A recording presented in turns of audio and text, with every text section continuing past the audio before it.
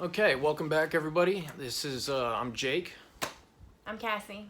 That's I'm my his sister. Okay, this is gonna be an interesting video already. So, we're gonna be talking about how to stay clean in this video today, and we both have our journals because I, for one, I know I can't remember anything ever. And I just like to write things down so I don't forget things or, anything that I have, taught myself. I like to write it down. So I have that as Like a a mental loser. note. Mm-hmm. So, the main thing with relapse is triggers, and you have the definition of triggers, I Cassie? do. So the definition of a trigger is it's an internal or external cue that can cause a person in recovery to crave drugs or alcohol and eventually relapse. So what do triggers have to do with recovery and staying clean or sober? And that's kind of what we're going to go into today, and also how to stay clean and how to stay on that path. And one thing I like to say to start off with first is, the easiest part of recovery is getting clean or getting sober. The hard part and the hardest part that is going to be there for pretty much the rest of your life is staying that way, staying clean, staying sober, so that you can continue on this positive path and continue on and have a productive and healthy life. That is the hard part. And so we're going to talk about what to avoid, what to stay away from, what to do, just all the things that have to do with maintaining your sobriety and maintaining staying clean. Right. A lot of common triggers, I know for one, are boredom, anger, people who are sad, depression, any of these things. It could be a location. It could be running into somebody you used to know, used to do drugs with. It could be any number of things, but one thing you need to take away is you can't always avoid triggers. You have to be able to deal with them at the same time. So, I mean, it's impossible to run away from everything. Sometimes you just have to face what's in front of you and push forward. And I mean, for some people, their trigger is themselves. I know for me, my trigger is pretty much me. It's my depression and my stress and the fact that I can't maintain that. And I've had to get outside help to be able to maintain that. And that in itself, it's not for everybody, but it helped me because my trigger was me. Right. And it was, a little bit of the people around me and a little bit of the place, and that's what they do teach you a lot, just in general with recovery, is you have to change your people, places, and things. Now, that's not to say you have to pack up everything and move away, but you have to stay away from places where you used to drink, stay away from places where you used to get high, stay away from those same people that you were drinking and getting high with. Find a different group of people that is going to be positive for your recovery. Good influences. Normal people, really. I mean, as sad as it is to say, normal people are the best people for us. Now, when it comes to recovery, do you notice anything different about how it is for men and how it is for women? Me? Yes. I don't know. I mean, for me, recovery is more of an emotional thing. It's an emotional process for me. I'm not sure how it is for you guys. But it's very emotional. It's very taxing on your mental state for anybody, I think. But, there are probably differences between men and women in recovery. What is your outlook? Well, I mean, I agree. It is emotional. It is very taxing and stressful. You also kind of feel like you have to hide all the time, and I really don't like that. And that's why I started this channel, because, I mean, yes, those anonymous groups are great and they help people all the time, but it didn't work for me. I know I'll get chastised for this, but I don't go to those meetings, and I haven't for a year now, and I'm doing okay. So it's not for everybody. Yeah. Everybody's not the same. And now that's not to say that, you shouldn't go to meetings, because if that's Right. what works for you, then absolutely Yeah. do that and get Yeah. a sponsor and do all the things that they tell you to do there, and follow that path if that's for you. If it's not for you, that's okay too. You can find another way to do it, and you can do it. It is possible. Whether you go to meetings, whether you don't, it is possible to stay clean and not relapse. And you know, you can't take one thing or one group and expect it to cure you, regardless of whether you go to meetings or you do it yourself. The work is being done by you. It's not this group of people. I mean, they can be there and they can be your support system, but they are not keeping you clean. You're keeping you clean. You're keeping you sober. So that's a good point that you made. And also, I guess, as you were talking, it came to me, like, for me, what I've noticed, and it not to say it's all males and all females, but I have noticed a bit of a difference where you said you like to hide. I feel like a lot of males are like that when they get clean or sober. They like to kind of fall back into the crowd. And I have noticed a lot of females tend to not want to hide. They want to be seen. They want the attention and the recognition and the just to be noticed. At least Get from some what I've attention seen, that they weren't getting before. because they weren't getting that before. Yeah, and I think men, I don't know, tell me if I'm wrong, tend to feel more or less, I guess, in a way, embarrassed of the things that they've done, so they tend to hide a little bit more. Like Is we're that not right? men because we messed up, we failed. Right. We're not men anymore. Yeah. So And that's not to say that everybody's like that either. That's just Right. what I've noticed. Yeah. Because it's what I've done, and I'm sure it's what he's done as well.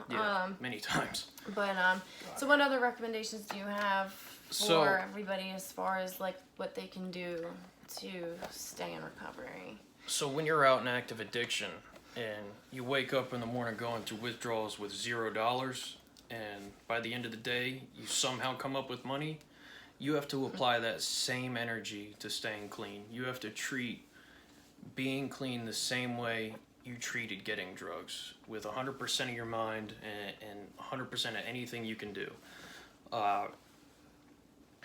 It's going to be rough every day, but you only have to stay clean for today. And then tomorrow's today, you only have to stay clean for today again.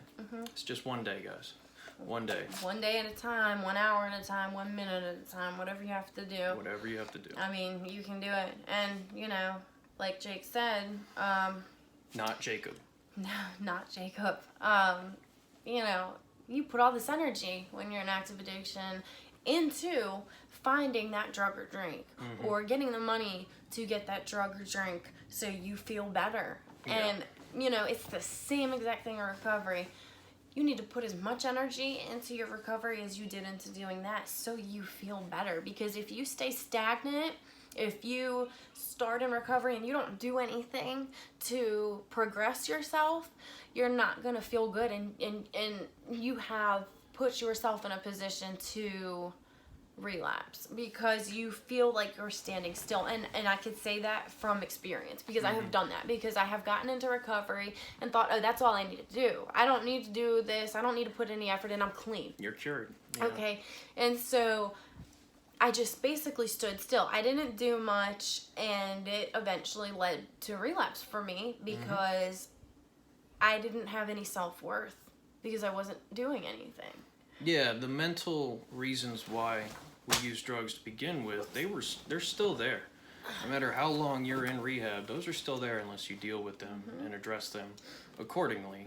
Now, one thing I'd like to add is, as an addict, you're used to living a really fast lifestyle, and one thing you need to do is to learn how to slow down. And that's a big problem for me, because like I said, my trigger's boredom. So slowing down is a really difficult thing for me to do, and I'm so used to spending all day zipping around everywhere trying to get drugs that, I mean, it's hard for me to sit still. But I mean, it's learned behavior. Do your best to slow down and try to avoid your triggers, but also try to deal with the problems that you had to begin with. Yeah. I fumbled over myself a little bit. But see,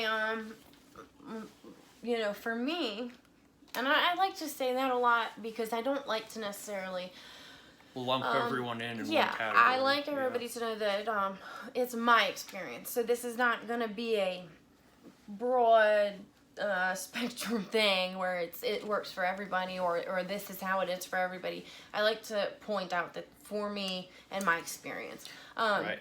And that's what these are, personal experiences. Yeah. We're just trying to share so we can help. Yeah. I didn't mean to interrupt you. You're fine. But yeah, so like he said, avoiding you know, getting yourself overwhelmed. I know for me, I get clean and I start thinking that I'm a freaking superhero. Yep. I start thinking I can, you know, oh, I'm finally clean. I have some money. I can do this. I can do that. I can go back to school. I can get a job. I can get a pet. I can do this. I can take some blah, blah, blah. You know, I can do 40,000 things at one time. Mm-hmm. And that's just not realistic. You stress yourself out and you overwhelm yourself to the point where you throw in the towel. I have. So I will do all these things and start all these little projects. I'll try to get a job. I'll try to get a school. All the things I just said. I'll try to be a mother. I'll try to do everything. Everything that I couldn't do when I was in active addiction. And I overwhelmed myself to the point where I have relapsed because of it. Because I can't handle the stress of everything I have started to do. So instead of one step at a time, you try to take it 10 steps at a time. Mm-hmm. And a human can't function like that. No. I don't care if you're a normal person or an addict. We're not designed to take on the world. Yeah. So you can't do it. Slow down. Take it one step at a time. And so when we say to do things, because I know earlier I was talking about, you know, doing things to keep yourself basically busy, I guess, in a way. I was talking about that. Keep yourself busy, but not so busy that you stress your own self out. Right. So, you know, if you want to get a job, okay, start off part-time. You know, and then work your way up to full-time. And then, you know, if you want to go back to school so you can get a better job, start with the job first or start with the school first. You know, do one thing at a time. And then when you complete that or when you start to feel comfortable in that, then you can add more to it. This time around, since I've been clean, I have so many things I want to do. So many things. I'm trying to get my aesthetics license back so I can go get a job, and I want to get a job, and I want to be a good mother, and I have all these things I want to do. But I have learned from my past experiences that I'll get none of that accomplished if I don't take it one step at a time. So what I have had to learn to teach myself to do is to literally take one thing, follow through with that, finish it, or get to a point where I am okay doing that, and then I can go on to the next thing. And I've had to write things down. I had to get a life planner. I had to do all kinds of stuff so I could organize all this stuff I wanted to do, but do it in a way that wasn't going to mentally just fry my brain. Because I don't work like that. I can't function like that. I will relapse because of my stress. Most people will. So, you know, I really had to slow down this time around and really think about what it is that I you know, need to do and want to do. And the need to do is what came first. And then the want to do is all the stuff that's at the bottom of the list that I'll get to when I'm finished with the things I need to do. And and in my need to do list, my top priorities went in the top, and my least, you know, my least priority went to the bottom. I don't know how to say that. You know, and I started that way. And I think that's good for everybody to do is, you know, if you have to write stuff down, write it down. Oh, yeah. You know, put notes in your phone. Do whatever you have to do to keep yourself organized and, you know, to slowly get where you want to be. Don't try to jump in all at once. What do you think about that? Well, I agree. And we're also used to living a lifestyle where we... Go. Well, what I was going to say is we don't know delayed gratification. True. Yes. So that's also a learned behavior. You can't have everything right now. I know Amazon is next day delivery. I mean, everything's instant now, so it's even more difficult. Look, I have a package coming Tuesday. I have one coming Wednesday. Oh my Lord! But it's for this. It's for us. But I think this is where we're gonna end it off. We send nothing but positive vibes out there, and if anybody has any questions, we'd be more than happy to answer them. You can email me or leave them in the comments section. That's up to you whether you want to be private or public with it. But